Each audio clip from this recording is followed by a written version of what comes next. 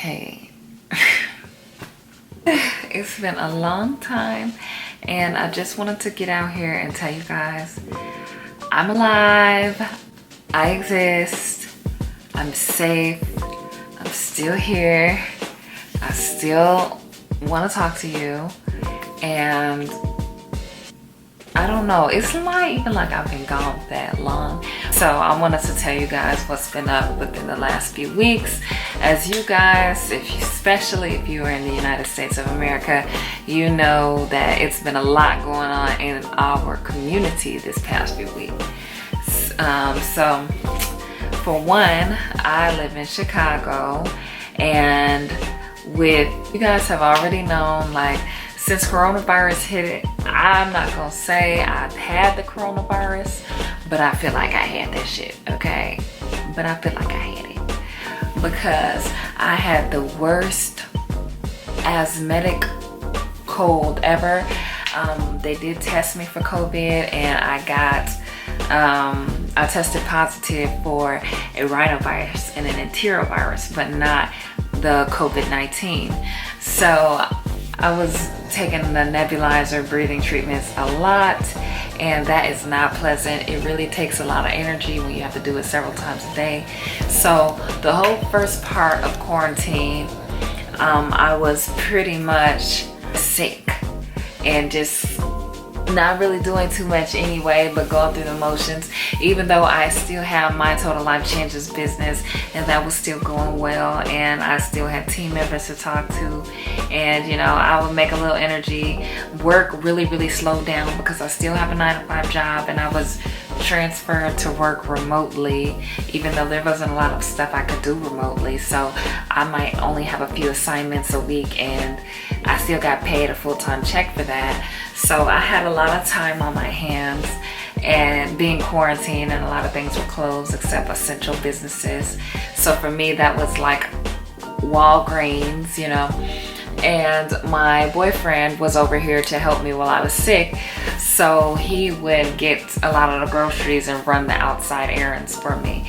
So go forward, George Floyd dies with a knee to the neck. And the thing is, because I've been seeing these acts so commonly happen through social media, because of camera phones, people are videotaping these cops do things, and they have been for a while. The justice, like, everything is coming full circle, where the things that were not taken care of properly is being drug out. If it was your health, if it was your mindset, if it's the justice system, everything that was not properly taken care of, it's like it's being illuminated in 2020 and just blown up. And how this affected me directly after the riots started was originally when I expected, because I am in Chicago, so the downtown area is the tourist spot. It has a lot of high-end shopping, and it's just the meeting grounds for protesters. When it came down to it, I knew that it was gonna go downtown. I see a lot of protests just walking from work on a regular basis.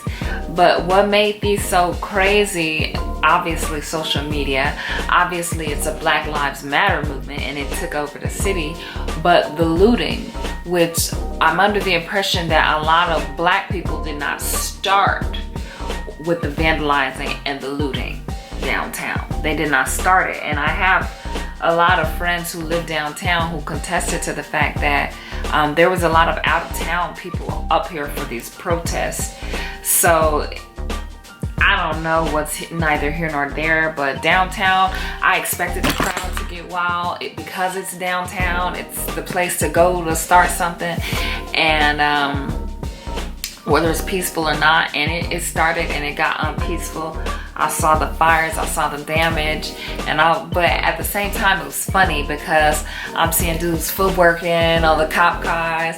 It was real crazy, but I was just like, man, because after everything blew up downtown, basically, they cut off transportation They lifted the bridges because we have rivers downtown in Chicago under the downtown area. Chicago is actually built on a jack, so we're like above water. So they lifted the bridges so people could not get into downtown, and God help the people who actually lived downtown because they probably had trouble doing anything that they needed to do.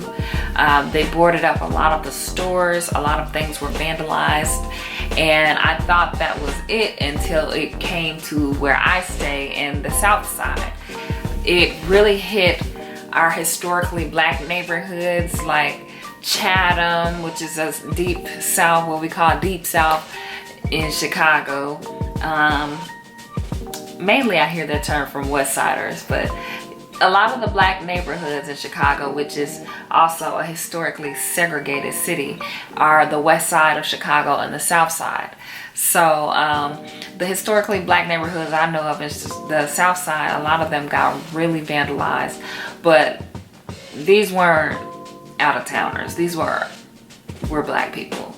They might not have lived in the neighborhood that they vandalized, but these weren't people out of the neighborhood. And even some of the business owners, because in Bronzeville in particular, this is a black neighborhood that had a lot of black owned businesses, small black owned businesses, and you know, just neighborhood businesses, people who actually interacted with the community, gave back to the community, and they got their stuff vandalized, ran through, some burnt all the way to the ground. And it was devastating for me. It was devastating in my neighborhood because I don't stay too far from that neighborhood. It just got burned. Like a lot of the things in the neighborhood were just getting vandalized. Police were getting their ass whooped by people in the crowd if they tried it. Some of the police were just helping the vandals and looters put their stuff in the car, like, man, just get the fuck out of here, seriously.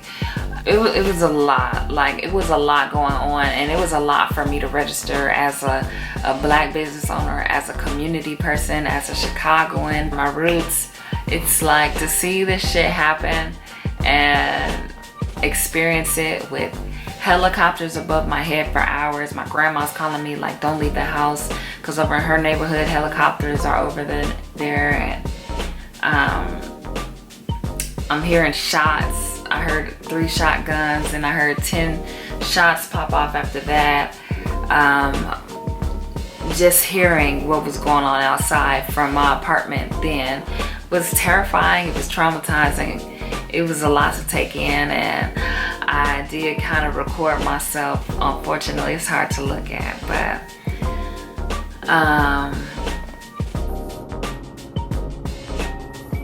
it's helicopters flying over my neighborhood and shit. Like, I can't go south. This is why people get educated and then they don't want to fucking come back here. All of the shit that some people are doing is unnecessary, and it's violent, and it's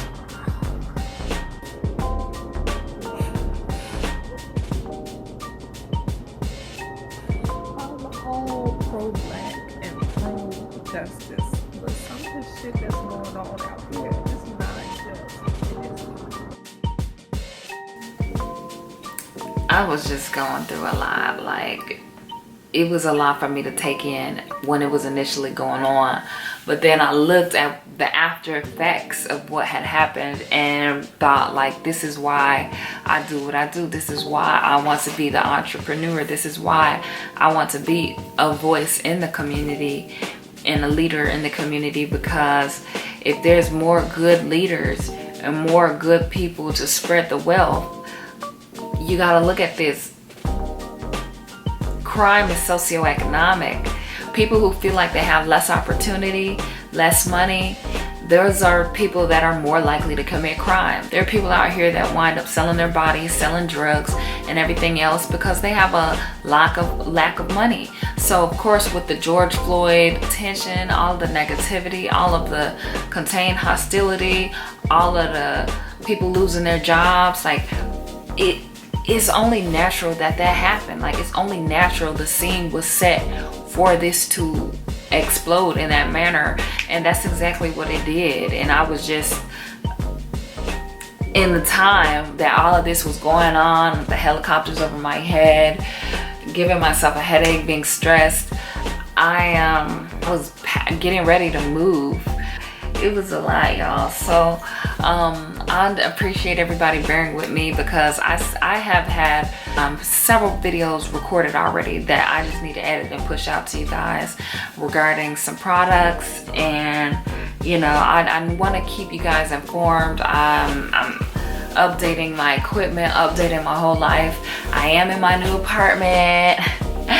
Hey, say hey to my mattress, y'all. Yes, mattress on the floor, child, because guess what? Wayfair is over a week late on giving me my bed, and I am beyond irritated. So I don't think I'm gonna be shopping at Wayfair if this is what's gonna go on. FedEx has had, and the thing is, allegedly my package is in Chicago, but it's in a FedEx center that I can't go pick it up myself. So it's just sitting there for like over a week now. I should have been had my bed at my house. I ordered it to be delivered. Lesson learned. Lesson learned. But yeah, at least I got my mattress. I've been sleeping good. It's nice and firm bed box spring, baby. Okay, I've been doing it the hood way. It's the good way though. I'm still able to go to sleep. And then I started work back again this Monday. So because we're acclimating out of the phase 2 of COVID, people were already planning to reopening the businesses because we saw numbers go down in the COVID-19 cases in Chicago. But because of all of the looting, a lot of businesses in the city closed down, and pretty much every business that I could visit in my neighborhood. And one thing about my neighborhood I liked was that it was very walkable. So I don't like that I can't go to the neighborhood pharmacy because it's closed down now because people looted it. And you know, the little shopping places and the food places, everything is pretty much closed down. So what I've been doing is using get around cars and renting and going way out into the burbs, or even to Indiana one time to do my shopping. And that's just how I've been adjusting. It is what it is. If you try to wait, we have one grocery store in the neighborhood that's open, and it takes hours to get in sometimes because they don't let everybody in at this time. I hear that this Friday things will loosen up in Chicago. It hasn't been hard for me to get to work. I was nervous about getting to work, but even going to work, it's still a ghost town. A lot of more modern companies, they are not opening their businesses up again for a long time. So the city downtown, aside from the stores being closed and the restaurants not being as open, you know, curbside and delivery and all that, it's just like the heart of the city is gone. A lot of people are there just to, you know, go to work and come home. And me, I'm only working half a day and, you know, doing a little here, a little there. It's never too busy for me. And I like that because I still get paid for very little work, very little hours of my life. I'm getting full-time paid for half the work, which is amazing, at my 9-to-5 job. And of course, I still have time to do things like this, talk to my people, my nieces, my nephews, auntie gang. But it's just real eerie going downtown. So I've been just kind of adjusting to my new life with my apartment. When I get my apartment all settled, people have already voted on IG that they want to see an apartment tour. They want to see how I decorate and how I'm storing things, and I'm definitely gonna do that. By that time, I'll probably have a new camera and other things. So I'm just grateful to God for all of the prayers, all of the blessings that my team and you guys have been giving me.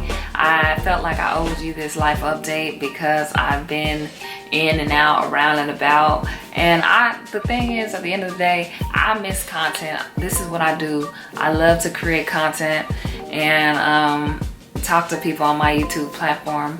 It's my favorite thing. I don't even need to get paid to do this. It's just, you know, I felt like we have a bond. We're nieces and nephews and all that.